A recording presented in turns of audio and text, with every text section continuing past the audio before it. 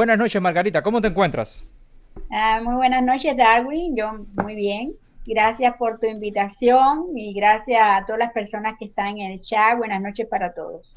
No, siempre es un placer invitar a opositores que le dan frente a la dictadura y para mí es un placer tenerte aquí esta noche con nosotros. Margarita, déjame hacerte una pregunta. ¿Cuál es tu nombre completo?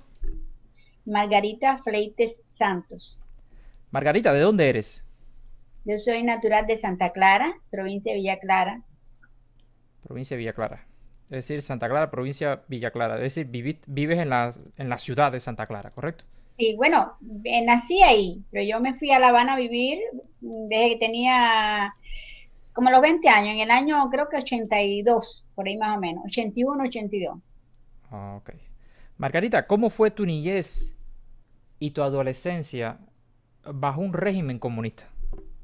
Bueno, te voy a decir, yo en esa etapa de niña y adolescencia vivía en Santa Clara.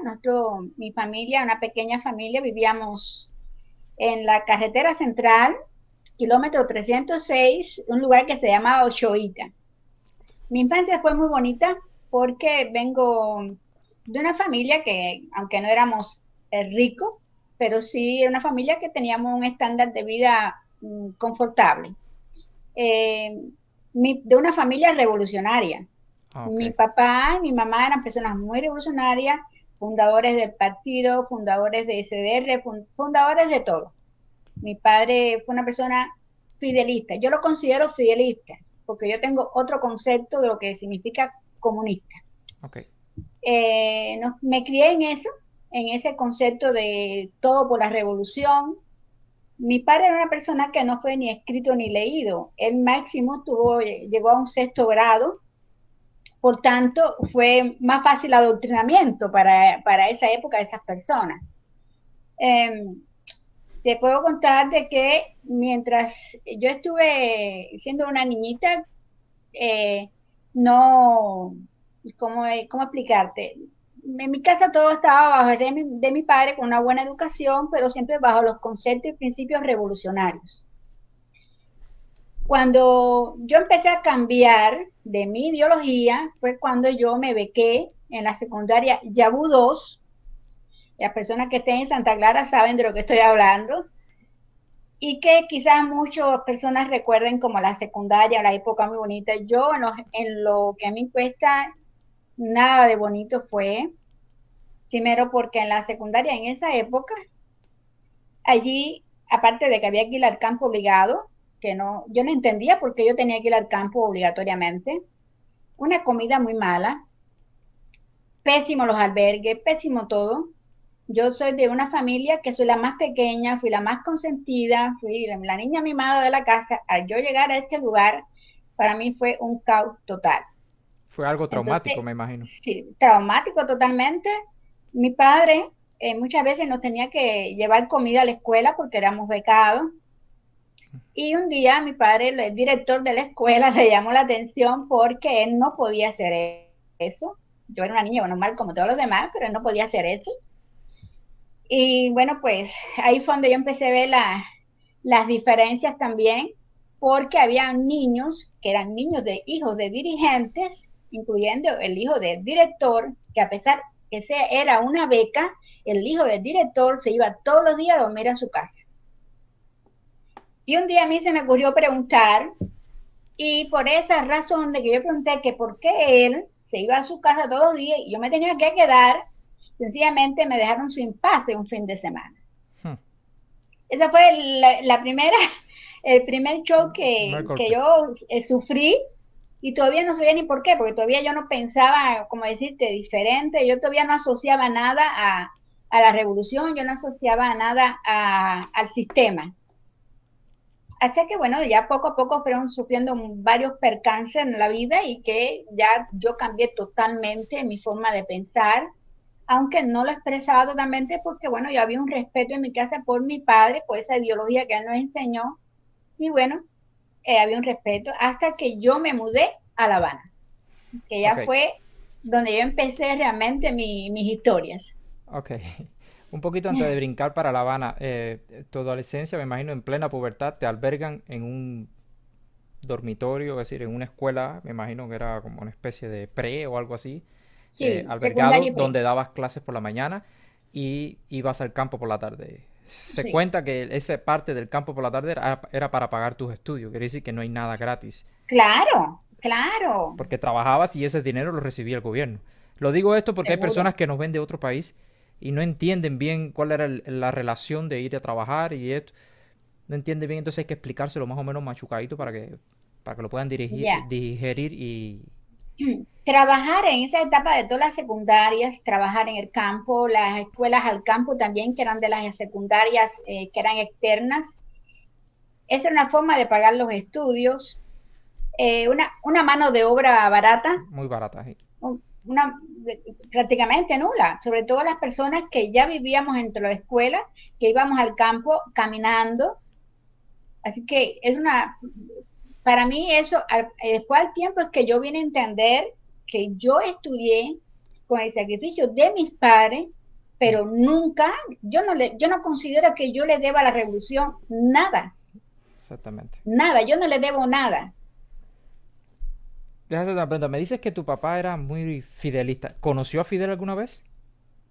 No, mi padre no conoció a Fidel, o mejor dicho, sí lo vio de lejos en ocasiones que fue Fidel a Santa Clara, porque mi padre, él fue combatiente de la clandestinidad, él Para los que no saben, estuvo la clandestinidad fue cuando estaban luchando ante contra la antes de la revolución, revolución ante cubana. la revolución, sí.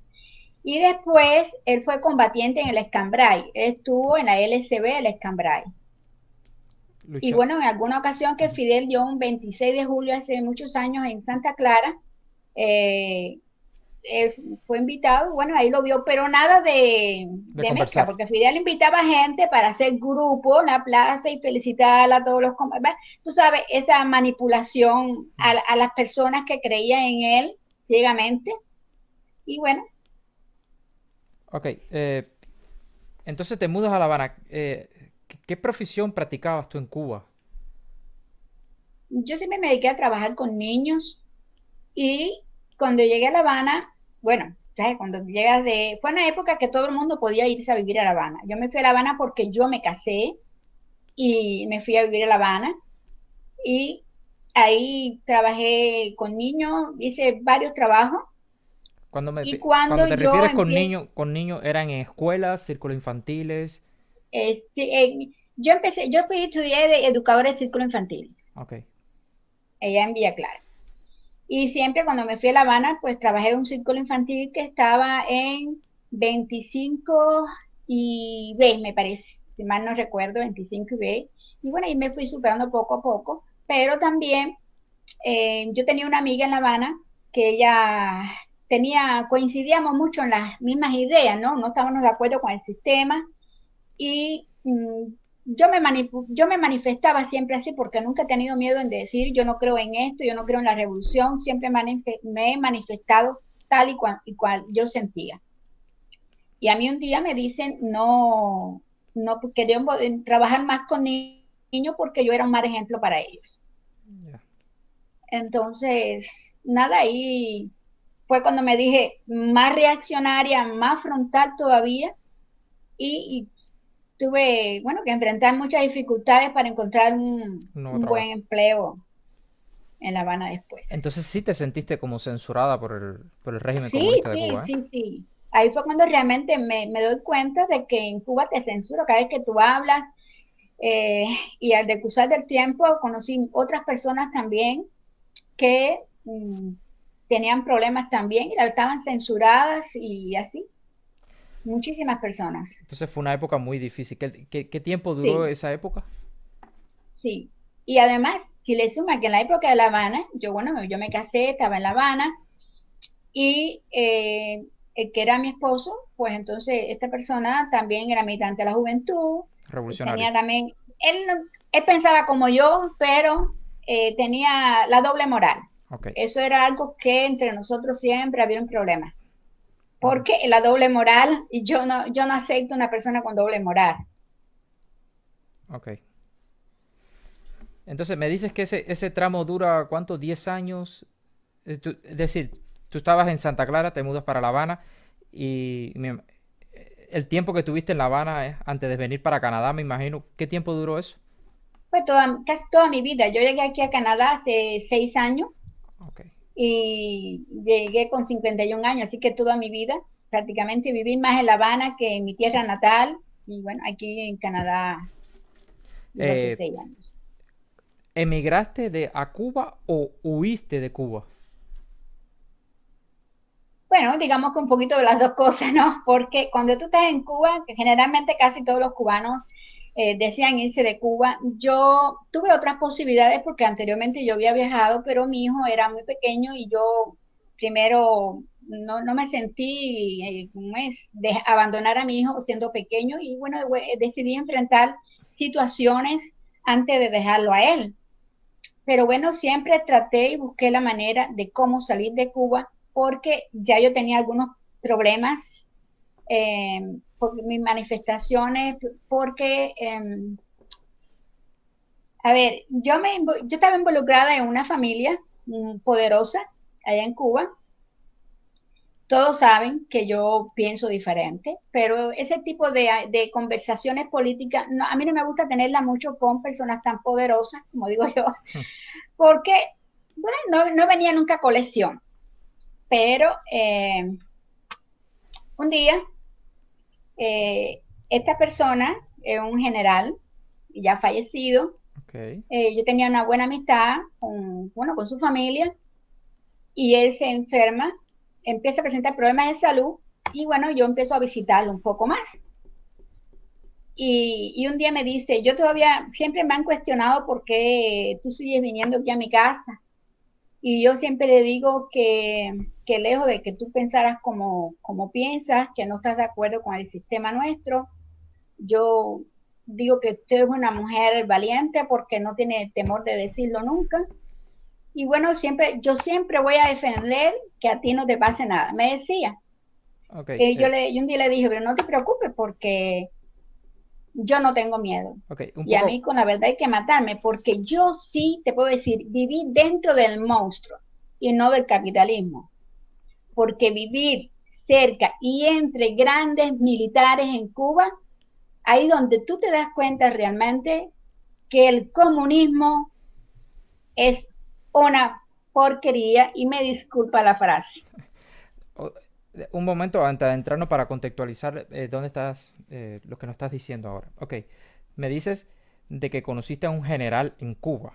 ¿Nos puedes decir el nombre de ese general? Sí, los hermanos Casas Regueira, Los Zenén Casas. y Julio, pero bueno, la amistad, que los dos los conocía, pero realmente mi gran amistad fue con Zenén, porque era más asequible, era una persona más, digamos, sociable, más humilde, y yo tenía buena amistad con toda la familia, Es decir, eran dos pero con hermanos él que eran más. generales. Sí, general, incluso Zenén fue ministro del Interior, fue ministro de Transporte, fue ministro en casi todas las cosas, porque era una persona muy capacitada. Y Julio murió siendo el ministro de las Fuerzas Armadas. Cuando Raúl ocupa la plaza de Fidel, entonces Julio ocupa la plaza de Raúl. Estamos hablando de personas con un poder Ujú, grande dentro del gobierno cubano. sí. Entonces, tú tenías ciertas relaciones o encuentros porque ibas a fiestas donde se reunían, me imagino ellos. Bueno, a mí en realidad las fiestas nunca me han gustado mucho, pero yo los encuentros eran familiares, en casa, ¿Quién, qué cena y esas familiar, cosas. qué familiar tuyo tenía relación con esa cúpula? Si se puede saber. Sí, el que era mi esposo. Ah, el que era tu esposo. Ok, perfecto. Eh, Cuando tú los ves a ellos ahí en su, no en su, con sus grados, me imagino ya con todos sus grados quitados, me imagino que son seres humanos normales y Sí, sí. corrientes, que no tienen esa militar No, no, no. tajante. No, y sobre todo después que ellos se despojan del uniforme y toman y beben y fiestean, pues son un poco más ellos mismos. Se desinhiben mucho, se desinhiben mucho. Y cuando ellos se sienten en confianza en la familia, pues se desinhiben mucho. Es cuando tú te das cuenta, tú dices, wow, pero ¿dónde yo estoy metida? Porque son personas que cuando tú lo ves en la televisión, en su propio medio, tú lo ves desde lejos, tú dices, pero Dios mío, esa no es la persona ayer habló conmigo, esa no es la persona que yo conozco. ¿Cómo puede una persona así pensar de una manera y actuar otra? Yo lo consideraba y un día se lo dije, yo considero que tú eres muy hipócrita. Hmm. Y me dijo, pero ¿por qué, mi chiquitica? ¿Por qué tú dices soy hipócrita? Porque sí, porque ahora aquí me estás hablando de una manera y cuando tú te veo en la televisión es de otra manera. Yo no consigo que la persona que fue uno de los más 100 personas que apoyaron a la causa número uno de Ochoa y todas esas cosas, es esta persona que habla conmigo. Entonces me dice, bueno, un día nos vamos a sentar a conversar y yo te voy a contar muchas cosas porque yo quiero que tú un día, porque yo confío en ti, y tú un día, por tu forma de pensar, un día tú vas a escribir sobre lo que yo te voy a dar. Ok. Y yo me quedé así, yo le dije, pero yo no sé escribir. Hmm. Y me dijo, eso es lo más fácil. Usted vaya al internet y ahí te van a enseñar a escribir, pero yo te voy a enseñar lo que tú tienes que hacer, porque bueno, su hermano también escribió, él también, eran personas muy instruidas y sabían de eso, y él me orientó todas las cosas que yo debía hacer. ¿Eres escritora? Bueno, si se puede llamar, al menos me Ok. decidí a hacerlo. Eres una escritora empírica, me imagino. Sí, Entonces, a empírica. ver, para ponernos de acuerdo y para que el público entienda. Tu marido tenía relación con la cúpula castrista. Y Ajá. tú ibas a encuentros donde estaban los hermanos Casas Regueira, Sí. ¿correcto? Ujú. Entonces, cuando ibas ahí, hiciste mucha confianza con uno de esos hermanos, con Ceney, ¿cómo se llama él? Ceney. Zenén Casa Regueiro y Julio Regueiro, Ok, con Casa Ceney Regueira. principalmente, que era Sí. una persona bien alta en la cúpula. Y Entonces, con la él, esposa de Zenén también tuvo muy buena ok. amistad. Entonces, él te cuenta y te dice, algún día yo te voy a dar pruebas, o me imagino Sí, algo, no, para que tú escribas un libro. sí, me dice, y porque yo le había dicho que yo había escrito algunas poesías, ¿no? Y porque realmente las había escrito, yo creo que todo el mundo ha escrito alguna vez en la vida unas poesías. Y me dijo, pero tú sabes escribir. Yo le dije, no, yo no sé escribir, yo escribo lo que me nace. Algún día voy a escribir algo porque me gusta eso. Pero bueno, no sé, algún día. Y me dice, no vayas a escribir en contra de la revolución, me decía. Y yo dije, pues bueno, yo tengo pensado si un día escribo tiene que ser político, porque es lo que a mí me gusta. Entonces, ¿nos puedes decir un poco más la trayectoria de este general? Bueno, este general, aparte de tener todos esos cargos que tuvo en el gobierno, él fue una persona que murió muy decepcionado, él murió triste y lloró mucho antes de morir. ¿Estabas ahí cuando murió? Yo no estaba precisamente ese día porque, bueno, ya le estaba grave y demás, estaba en un hospital, pero antes de caer en el hospital, yo estuve muy presente casi todos los días, yo iba a su casa. Él, te voy a decir, cuando antes de ponerse grave, ¿no? Esa etapa de enfermedad, porque él murió de una afección cardíaca, pero ya tenía problemas de debilitamiento y demás. Y yo iba a verlo, iba a conversar con él y él me dice, un día así, mira, Margarita, tú ves esto que está aquí, este es mi diario. Y yo le dije, wow, ¿escribiste un diario? Sí, sí, pero este no es el diario mío que yo estoy escribiendo desde hace muchos años. Este es un diario aparte a ese. Este es el diario que yo te voy a regalar para que tú escribas algún día. Y estoy convencido que ese día que tú escribas, a lo mejor no estás aquí en Cuba, vas a tener muchos problemas si lo escribes aquí, vas a tener muchos problemas si hablas de esto, pero yo que te conozco sé que tú no vas a hablar nada y lo vas a hacer en el momento que tú entiendas que lo puedas hacer. Entonces, nada, me dio ese diario. Cuando yo empiezo a hojear delante de él, yo me quedé fría con lo que estaba leyendo y ahí fue cuando él me cuenta que él estaba muy decepcionado y que ya eso no tenía vuelta atrás porque él se sentía mal, primero porque como militar, en la época de Ochoa, que él decidió, él apoyó eso, él sí dice que de eso no, porque bueno, era un problema de drogas y de convicciones de él. Esa es la Pero causa cuando él, uno, ¿correcto? sí, con la causa número uno, eso él decidió sí porque él no entendía de que Ochoa, una persona también con mucho prestigio, cayera al menos en el problema de las drogas. Entonces, yo pienso que a lo mejor, digo yo, no se enteró a tiempo porque había unas cuantas personas en el Ministerio de Interior en la FARC involucrados. Pero bueno, estoy convencida de que él no estaba en eso, ni él ni su hermano.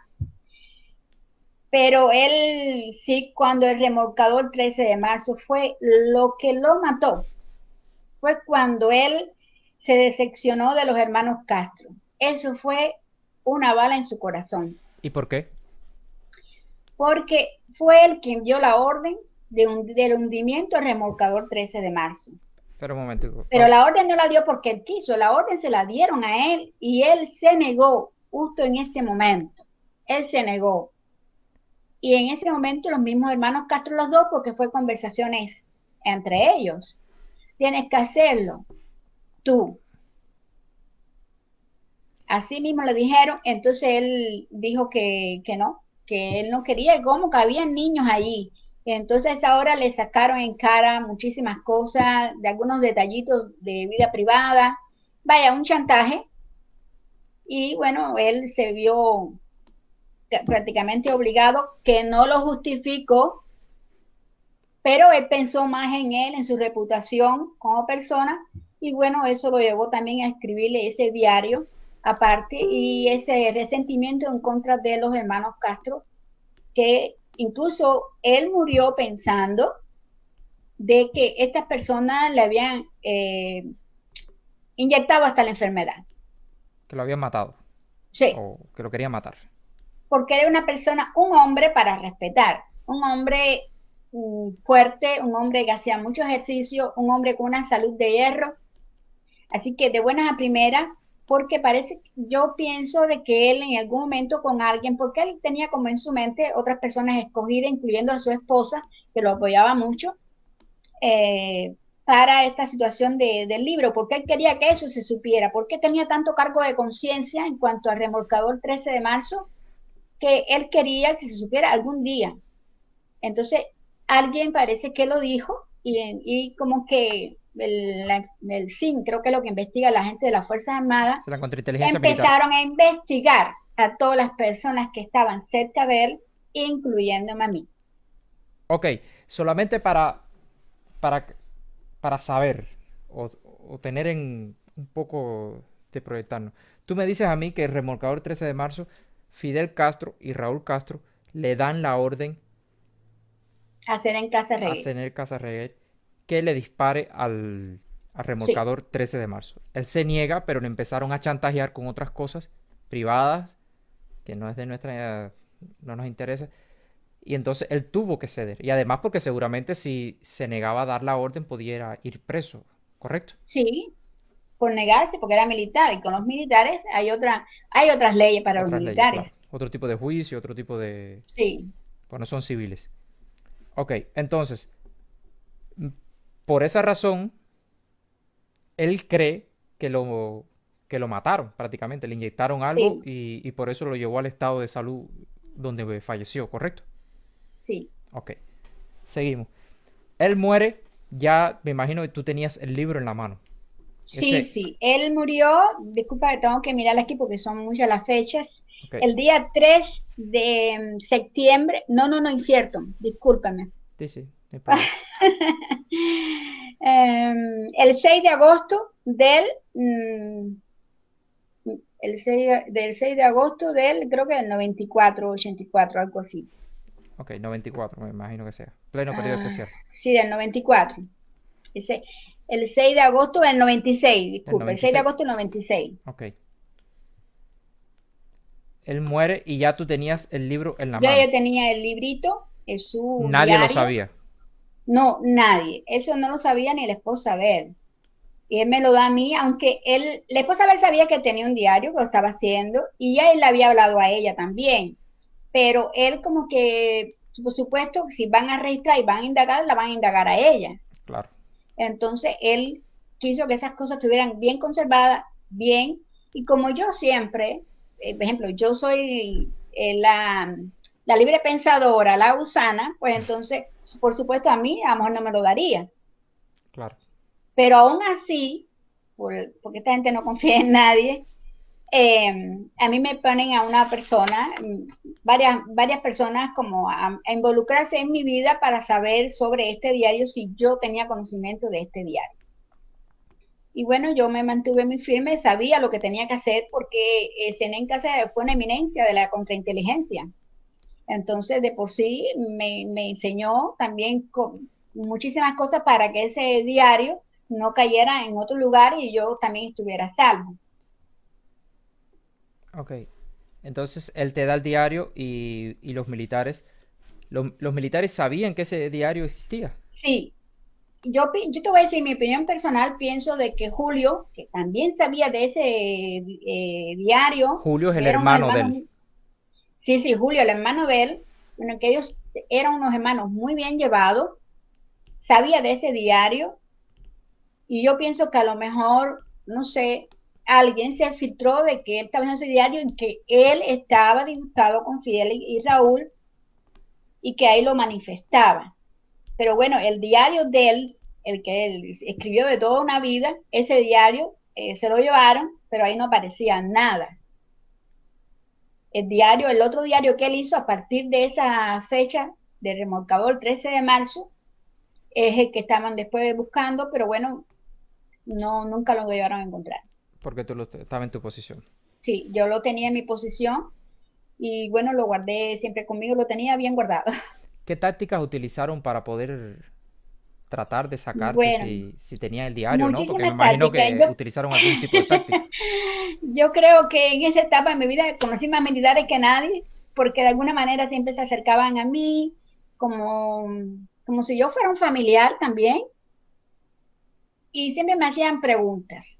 Pero un buen día llegó a mi vida una persona que también tiene una historia, una persona que era coronel y lo sancionaron después a teniente coronel, porque él era de la seguridad del Estado, y él tiene en su historia, la historia de este coronel está escrita o de una parte en el libro El Camaján que escribió Alén Rodríguez y Lázaro Barredo. Este señor coronel era persona que se involucraba, captaba dentro de, por ejemplo, las damas de blanco, captaba a alguien de la dama de blanco, la viraba al barrio, al bando contrario, ¿no? La ponía de su parte y así tenía información. Este señor Elizardo Sánchez, muy conocido, un connotado disidente en Cuba, estaba en los dos bandos, pero este Elizardo fue más inteligente que la misma contrainteligencia, porque Elizardo le cogió al G2 lo que tenía que cogerlo y trabajaba de alguna manera para los dos bandos, pero trabajaba más para la disidencia de los Estados Unidos. Y por esta razón, a este coronel lo ascendieron. Como se dice, como decimos otros cubanos, lo tronaron. Ujú. Entonces, a este señor, quizás por darle un trabajo, lo mandaron a Cartagena y bueno, pasa que no sé por qué llegó un día a mi vida, también como para saber, porque yo, imagínate tú, ya yo sabía de antemano que cualquier persona que se acercara a mí, yo estaba así, ¿no? Se acercara a mí, era por esa razón. Bueno, razón de que nunca en la vida pudo saber nada, pero esta persona sí me dijo un día a mí que lo mejor que yo podía hacer era irme de Cuba porque ya yo no tenía un CENEN que me protegiera y que cuando yo pudiera irme de Cuba me fuera. Así me dijo, yo no voy a averiguar más nada, yo no voy a saber más nada, es que no quiero saber más nada, pero te digo porque ya tú no tienes quien saque la cara por ti y como tú sigues manifestando, como tú eres una persona que eres así de espontánea, real, y tú tienes tus propias convicciones, no hay que te convenza, ni siquiera, pues entonces tú lo mejor que haces es irte de Cuba. Y bueno, yo empecé a buscar la manera de salir de Cuba y bueno, aquí caí en Canadá. Ok, entonces esa persona se te acerca a buscarte información. Tú, me imagino que el Sí, libro esta lo persona, tenías enterrado prácticamente para que nadie lo encontrara. sí, sí, sí, la tenía enterrado, Ah, lo pero tenía era mi enterrado. secreto. No, no digo lo que tenía enterrado en mí, era mi secreto, que yo eso nunca lo llegué a hablar ni con mi mejor amiga, Por supuesto. que es mi mejor amiga, mi hermana, ni siquiera con ella.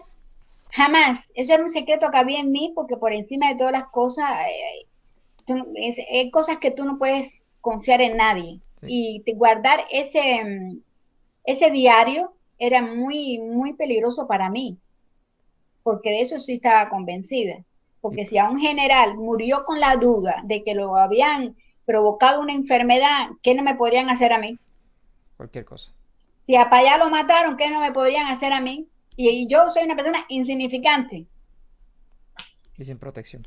Entonces, ok, decides, recibes esa información y te dicen, ok, si puedes irte, vete, vete porque te van a hacer la vida imposible aquí. O Sí. mínimo te van a hacer la vida imposible, o máximo te van a matar.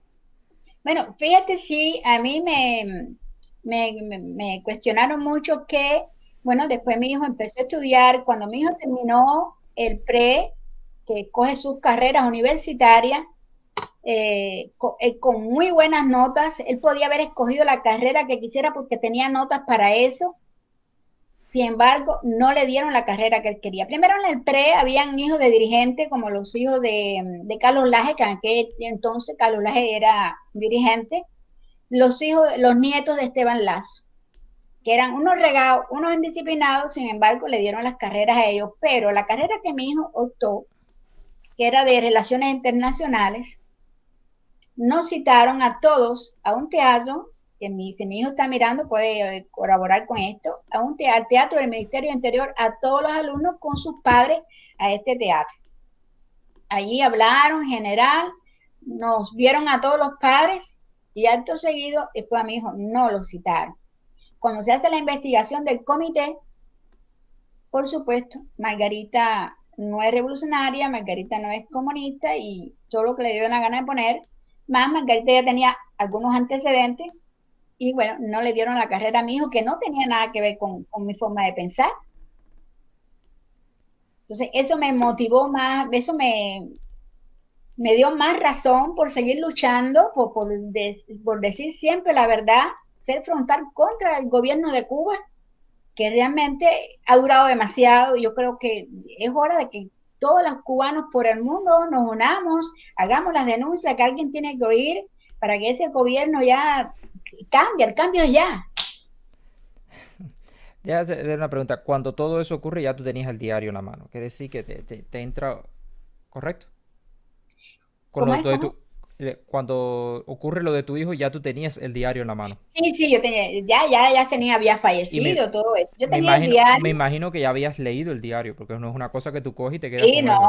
sí, sí, yo lo leí cuando, bueno, frente a él, porque el diario ni siquiera era tan largo, porque fue esa etapa. Y yo lo leí y yo estaba fría, yo estaba en shock, porque yo decía, Dios mío, si este señor escribe esto, entonces yo no estoy equivocada. Entonces yo lo guardé bien y pensando siempre en la posibilidad de salir de Cuba, yo conozco un señor, se llama Michel Stradinini, él vive en Ottawa. Este señor es canadiense, descendiente de ruso. Este señor toda una vida ha sido embajador de diferentes países y un día hablando con él, siempre porque le hablaba de política, le gustaba, y bueno, él también tuvo una amarga experiencia en Cuba, cuando Chernobyl, que él y su familia llevaron donaciones para todos los niños de Chernobyl. Este señor fue quien hizo como la conexión para llevar los niños a Cuba y a este lugar, porque en ese momento pensaba que era el lugar ideal, ¿no? Porque Cuba toda una vida se ha pasado mamándole la leche a la Unión Soviética. ¿Y qué lugar mejor que el Caribe, Cuba? Que vaya, era como que se lo debía. Ujú.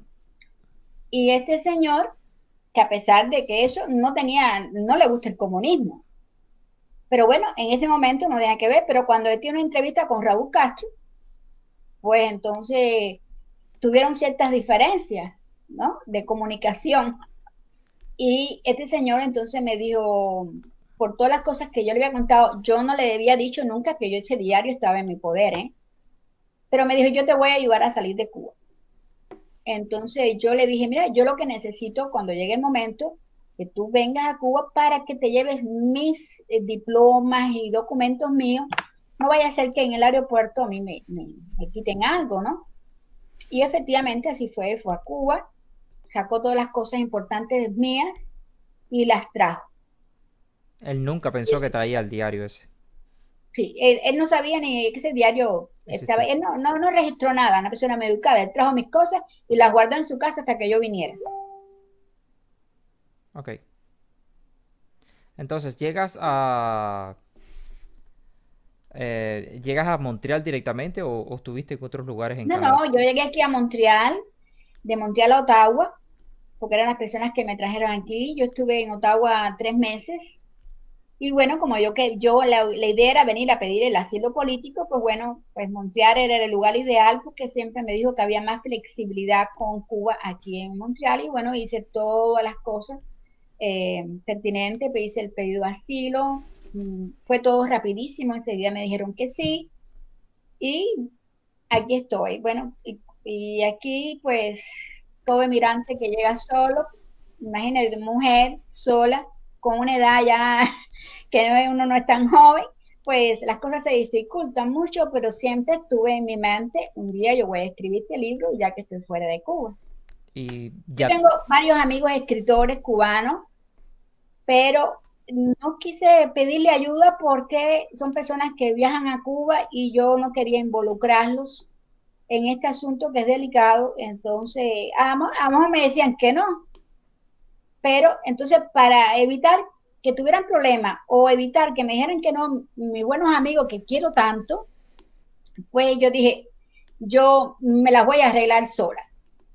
Entonces, por cosas de la vida, siempre estoy buscando en internet eventos del libro, yo voy a cuanto evento de libro aquí en Montreal, me gusta, pues me gusta leer, y entonces en un evento del libro conocí a un escritor quebecois, el señor se llama Raymond de Carí, y fui a un evento donde el señor estaba ahí, y vi una persona muy asequible, y yo le dije, bueno, empecé a conversar, le dije, yo quiero escribir un libro, ¿qué es lo que yo tengo que hacer?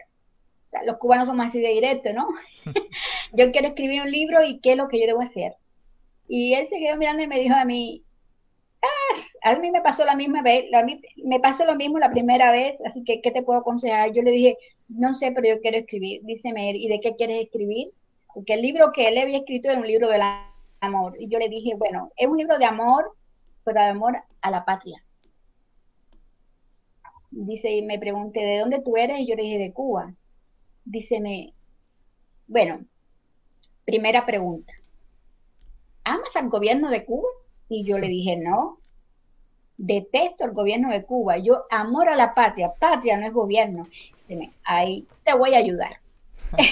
Porque es una persona que ama a Cuba, pero no a su gobierno. Él sabe, me hizo algunas anécdotas y bueno, ahí me dio su número de teléfono y empezamos a contactar y entonces me empezó a ayudar y de hecho él fue quien me hizo el prólogo para el libro. Él se ha portado, no te voy a decir que tengo súper confianza, no es el gran amigo, pero es una persona que ha sido muy correcta, muy honesta y me ayudó mucho. De esos ángeles que te aparecen en tu vida y tú dices, wow, esto estaba para realizarse. Era un sueño que yo quería hacer, un sueño que estaba por realizarse y lo realicé así. otra pregunta que te quiero hacer. ¿El libro, es decir, la fuente oficial, está en tu casa o lo tienes en un lugar seguro? El diario. Sí. Sí, no, desde que llegué aquí, que yo empecé a recibir, como casi todo el que llega, la ayuda social, que empecé a relacionarme con mi abogada, yo a mi abogada Mabel Fraser, que es otra persona que me ha ayudado, ¿para qué? Me ha ayudado mucho. Y yo le dije, Mabel, yo tengo, porque para hacer también mi historia, para pedir el asilo, tuve que contarle muchas cosas. Y yo le dije, Claro. mire, yo tengo esto en mi poder, eres la primera persona después de mí que lo va a leer. Este diario, el que lo hizo yo y ahora usted. Ahora, yo no quisiera que este libro, este diario, cayera en manos de nadie. No quisiera que nadie más lo volviera a ver.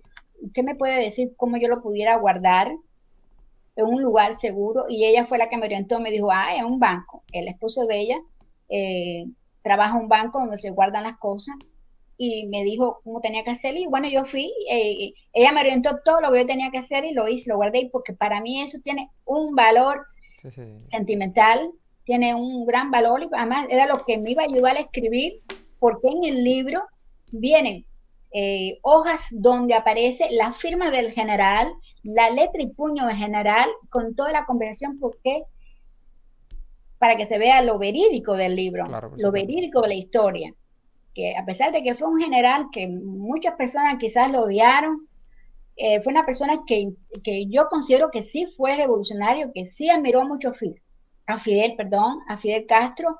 Él amaba lo que hacía, pero también tenía sus encuentros. Pero cuando pasó realmente esto, tuvo varios encontronazos con el gobierno, pero cuando pasó realmente lo del 13 de marzo fue lo que a él lo mató. No, Como me dice, ese día yo morí, yo estoy muerto en vida desde ese día.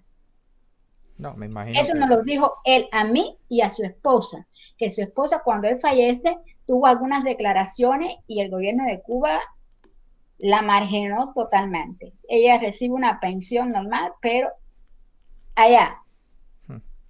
no como otras viudas de generales que las invitan a cena los 24 de diciembre, porque eso es otra cosa. El gobierno de Cuba los 24 de diciembre lo celebra muy bien. Fidel Castro hacía sus grandes cenas los 24 de diciembre con invitaciones. Hmm. Todas las personas que iban allí eran de la cúpula nada más. Lo que el pueblo no tenía, allí estaba. ¿Tú me quieres decir que los generales castristas, es decir, los generales de la dictadura de Cuba, viven como si fueran los capitalistas más ricos del mundo? No, no, O... todos viven como si fueran en el capitalismo. Cuando tú entras a la casa de un general,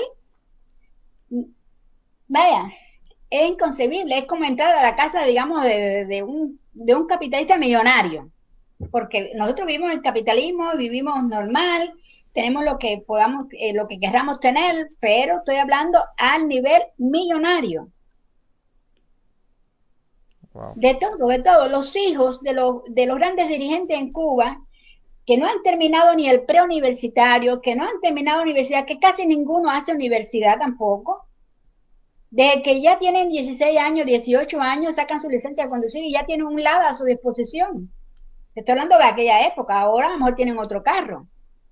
Que los médicos, los profesionales científicos en Cuba viven peor porque yo tengo muchas amistades de este tipo, vive muy mal, no tienen un carro, es que no tienen ni un salario condicional. Es que yo me enervo cuando hablo de eso, porque me molesta tanto que profesionales que supuestamente tienen que agradecerle a la revolución porque no le costó los estudios, cosa incierta.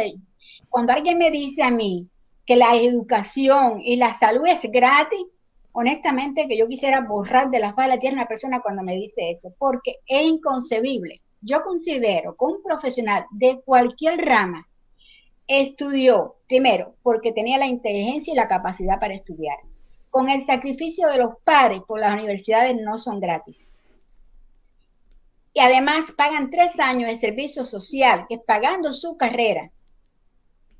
Y encima el salario ridículo de cada profesional. Para toda la Quiere vida. decir que todos en Cuba, todos, profesionales, trabajadores simples, trabajadores normales, siempre fuimos unos esclavos del sistema. Por decir eso, siempre tuve problemas. Margarita, ¿cuándo sale tu libro? Bueno, mi libro vamos a empezar a decir para darle promoción. Gracias por la oportunidad. No, las puertas Secretos abiertas. de Generales. Se llama Secretos de Generales. Sí, Secretos Generales. Secretos de Un Generales, diario, un diario de dos. un diario de dos. Es decir, Secretos Generales, un diario de dos. Sí. Ok. Entonces, ¿Cuándo? bueno, y este libro yo lo terminé reciente, hace unos meses atrás. estaba entonces buscando ya toda la conexión para carátula, para todas las cosas que lleva eso. Y bueno, para eso también se dispone de una economía. Y bueno, me ha resultado porque he trabajado mucho, mucho en esto, en este proyecto. Y bueno, también la orientación de este señor escritor de aquí, que me ha ayudado mucho. Yo pensaba que para octubre ya se empezaba la edición. Espero que se empiece la edición. Pero bueno, ahora con el coronavirus no sé, porque ahora realmente la imprenta de aquí, todo Sí, ese todo está parado. editorial, están basada nada más que en los jornales y no sé. Pero bueno, sí pienso que el problema este del coronavirus no me interrumpa No. el proyecto del libro. Entonces, yo me imagino que tú lo que nos has contado aquí es solamente la punta del iceberg. No, no la apunta porque es mejor que la gente lo lea, Claro, por supuesto. porque van a leer, van a ver los manuscritos del general con sus firmas, hasta historias, no del día, sino recuentos, porque en todo ese proyecto como que él se estaba, acordaba de también de encuentros, de discusiones con la alta jerarquía. Bueno, cuando hablo de alta jerarquía, te hablo de Fidel y Raúl exactamente.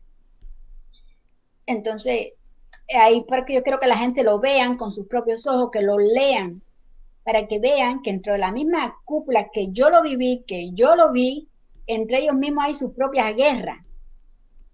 Entre ellos mismos ahí existe su propia guerra. Como factores de La poderes, ¿me familia quieres es decir? real, los Castro, familia es real. Raúl, Fidel, Ramón Castro. Entre ellos mismos había su cosa porque incluso entre ellos había su diferencia. Entre ellos mismos había su diferencia. Entonces todos los demás que se relacionan en la cúpula no podían llegar al mismo estado, aunque vivían bien al mismo estatus. Siempre los Castro le hacían recordar, hey, stop, aquí el que manda soy yo. Hmm. Entonces, muchas cosas, que decisiones que él tenía que tomar, no podía tomarla porque tenía que contar con Fidel para todo. Como ahora mismo pasa. Ahora, Canel no puede hacer nada él solo, él es el monigote. Títere. Raúl es quien manda y ordena. Y si Raúl está bien de salud o no está bien de salud, que no se sabe porque no se ve, no ha salido, hay otra persona de la misma familia real que es el que da las órdenes ahí, porque eso es un clan, eso es, para mí los Castro son como los Illuminati, son los que mandan y gobiernan en Cuba totalmente. Deja hacerte una pregunta. Es decir, tu libro va a salir, tuviste, como se dice, estuviste un poco cerca del círculo íntimo de generales y de todo eso, y de la contrainteligencia. Deja hacerte una pregunta. ¿Tú crees que aquí en Canadá la sociedad está infiltrada por comunistas, es decir, espías desde Cuba? Sí, claro, mira, esta es otra historia. Eh, Aquí en Canadá, cuando yo llegué, eh, yo tengo una amiga que se llama Lucía, que vive en Cuba, y Lucía tenía un primo que fue aquí en Canadá como, tenía un cargo en el consulado de Ottawa que tenía que ver con lo militar. No sé cómo se llama ese cargo, pero era con lo militar. Esta persona, casualmente yo la conocí aquí en Canadá porque cuando yo salgo de Ottawa, primero yo me fui a un mes a Niagara Falls, visitar a una gran amiga como de la familia, mientras ella me preparaba a mí para lo del asilo político, y me pasé un mes allá. Y esta amiga mía, Lucía, me pone en contacto con su pariente aquí en Canadá por si yo necesitaba alguna ayuda.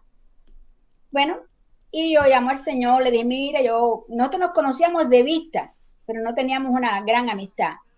Y ahí empezamos a conversar y cuando él me cuenta que él fue de sector en Cuba, bueno, él trabajaba aquí en el consulado y él hacía operaciones de infiltración. Él tenía que captar a la gente de dinero, a las grandes compañías aquí en Canadá, involucrarse con ellos y hacer que estas personas hicieran negocios en Cuba.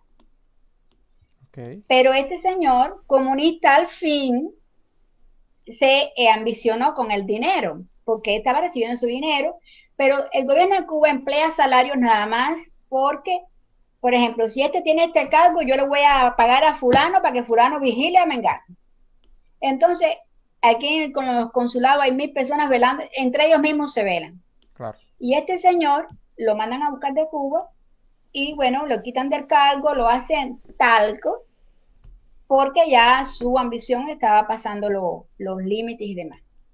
Bueno, este señor, después de 10 años preso en Cuba, Ah, porque estuvo preso. eh, sí, tuvo preso y todo, Ok. él logra salir a Holanda y de Holanda él empieza a querer vender secretos militares de la seguridad del Estado a la gente del FBI y de la CIA. Ok. Secretos que por supuesto la CIA ya también tenía.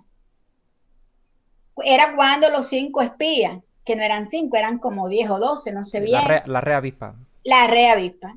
Entonces, pero en la red avispa había una espía involucrada puertorriqueña, que esa señora sí estaba ya más en el gobierno, creo que trabajaba en la NASA, no sé, algo de eso. Y, pero ya el FBI, la CIA lo sabía, y este señor comunista o excomunista que tenía el hábito, la costumbre de chantajear, de manipular las cosas, le salió muy mal la cosa. Entonces la CIA le dijo, bueno, te puedes quedar en tierra americana, ve a ver cuándo tú te vas, pero aquí no te queremos, porque él estaba pidiendo millones de dólares por la información que nunca sirvió porque ya la CIA lo tenía todo. Ok. Y este señor viene a Canadá, vuelve a Canadá, porque aquí entonces ya la que era su esposa cubana, ya se habían separado, él tenía un niño que nació aquí en Canadá, que tenía problemas de salud mental, y bueno, él viene para Canadá, y bueno, aquí creo que se murió y demás, pero él es un vivo ejemplo. Pero te voy a decir otra cosa que yo sé, conozco personas, a mí en lo particular, un día yo fui al consulado de aquí en Montreal a buscarle el papel para hacer el pasaporte, fui a acompañar a una amiga y de paso cogí el papel para cuando yo vaya a hacer el pasaporte, que por el momento no lo pienso hacer. Y a mí el señor que la atiende a ella me dice, me pregunta y me dice a sí mismo, un señor aquí en el consulado de Montreal, y me dice que si yo estoy de acuerdo con aceptar invitaciones del consulado para reuniones, para alguna actividad, que yo debía escribir, poner mi firma en la planilla, en mi teléfono, que ellos me van a invitar y demás. Y yo le dije, no, a mí no me interesa venir a actividades ni fiestas. Fue lo que yo le respondí. Pero yo tengo conocidas allá en Ottawa y ella fue porque ella pensó que la actividad en el consulado de Ottawa, ella pensó que esas actividades eran, digamos, no sé, mmm, fue por curiosidad, pero ella nunca pensó que era algo tan mezquino. Ella pensó que la invitación era para una actividad para los cubanos, como son supuestamente representantes de uno, y resulta que en la reunión, en una de las reuniones, no en esta última que hubo, en una de las reuniones hacen lo mismo. Así que yo me imagino que en esta última haya sido más fuerte todavía. Ellos están como captando también a lo que nosotros le llamamos ciberclarias, para que entonces fuera de Cuba existan esos grupos como de apoyo que ellos mismos, lo único que le brindan, ¿por qué no brindan otra cosa que actividades, recepciones? Y entonces los cubanos que no pierden las malas costumbres a veces de querer ir a comer fuera o ir a comer a la fiesta, porque nos criamos en eso, entonces van ahí para actividades que no le brindan más nada que las mismas papitas, el pan, el sándwich y las cositas esas, pero el kit de todo es para que se hagan de ciberclarias y ataquen a todas las personas que hablen o digan la verdad o difundan o denuncien la realidad de Cuba. Esas son las reuniones que están haciendo en los consulados de Cuba fuera de Cuba. Esa fue, hace poco hubo una reunión aquí en el consulado de Ottawa y Uh-huh. se reunieron todos ellos igual y mandaron a todos los cubanos y se filtró de que estaban pidiendo de que por favor apoyaran en las redes sociales al concierto de Sí. Buena Fe en Montreal. Concierto de que nosotros, por supuesto, estamos en contra de eso. Porque decían que había un grupo que estaba en contra de Buena Fe y Buena Fe tenía que tocar, tenía que levantarle la moral, es decir, al gobierno de Cuba dentro de Canadá porque estaban perdiendo terreno dentro de Canadá. Y supuestamente uno de los grupos más frontales ha sido el de nosotros. Por eso es que no me sorprende de que sí estén tratando de filtrar todo tipo de organizaciones o cualquier movimiento que se arme. No, Dime. y a mí me ocasiona mucho porque hay muchas personas que se prestan. Entonces, en delante del consulado, sí, sí, levantan la mano como niños en las escuelas. Sin embargo, tú los ves después que se manifiestan, que si Cuba está malo, que si aquello está malo. Pero si tú vas al consulado y levantas la mano y quieres hacer esa declara, que muchos lo hacen, Sí, sí, sí. como en Cuba, déjame decirte que yo alguien de muy cerca, que no quiero decir ni su nombre, pero alguien de muy cerca en Cuba, por el comité de base, por su cosa de juventud comunista, le llamaron la atención porque yo me manifestaba. Fíjate hasta qué punto registran las redes sociales. Encima de eso, ella me tuvo que bloquear a mí porque no le convenía, porque ella está, como dice, yo estoy aquí. Ay, cuando me dicen eso es una decepción muy grande. Entonces, ella sí me cuenta, mira, el problema es que aquí nos ponen, TESA le da a toda la ciberclaria los mega ciberclarias, que son muchas ciberclarias, y además de eso, están acostumbrados a que nosotros, los excubanos, los gusanos, la calaña, como dicen ellos, paguemos el TESA, porque somos nosotros los que estamos manteniendo aquella economía entre remesa y las recargas, somos nosotros. Yo creo que ellos deberían estar agradecidos Claro, de todos nosotros. exactamente. Eh, vamos a brincar a un momentico. Nosotros tenemos una sección aquí dentro de la entrevista que se llama Responde con una palabra, un poco para amenizar la cosa y que las personas te vayan conociendo un poquitico más. Así que ahora voy a hacer el intro y nos vemos dentro de 15 segundos. Ya.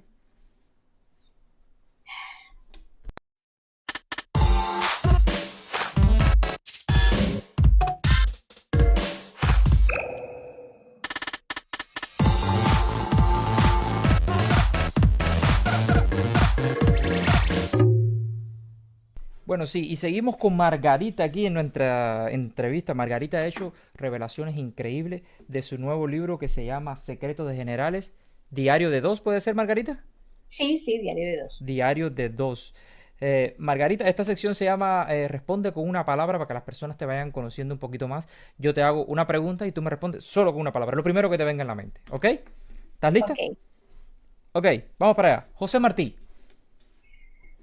Eh, el mejor escritor que tiene el universo, lo mejor, me imagino, del universo. Ok, lo mejor. ok, ¿café o té?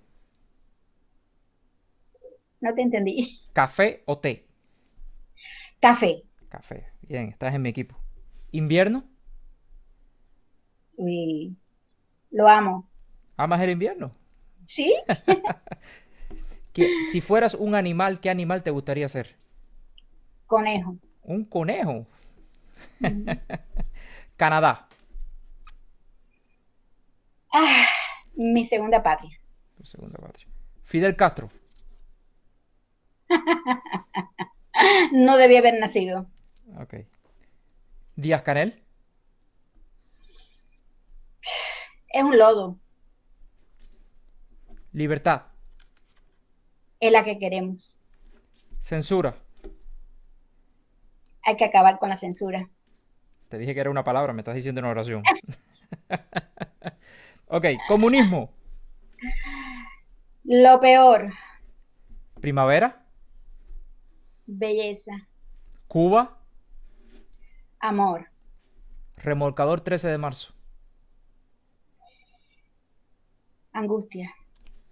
Darwin Santana. Lo máximo. Gracias. Muchas gracias, Margarita. Darwin, por favor, ¿tú me puedes regalar 2 minutos?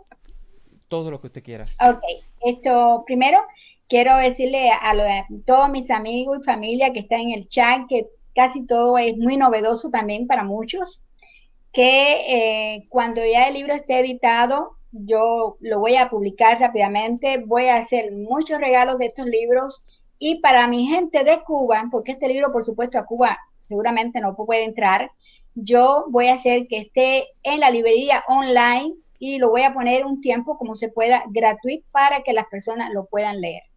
Wow. Y quería terminar para decirle a la gente de Cuba, sobre todo a las ciberclarias de Cuba, voy a leer un momentico porque es algo que me vino a la mente, Ok.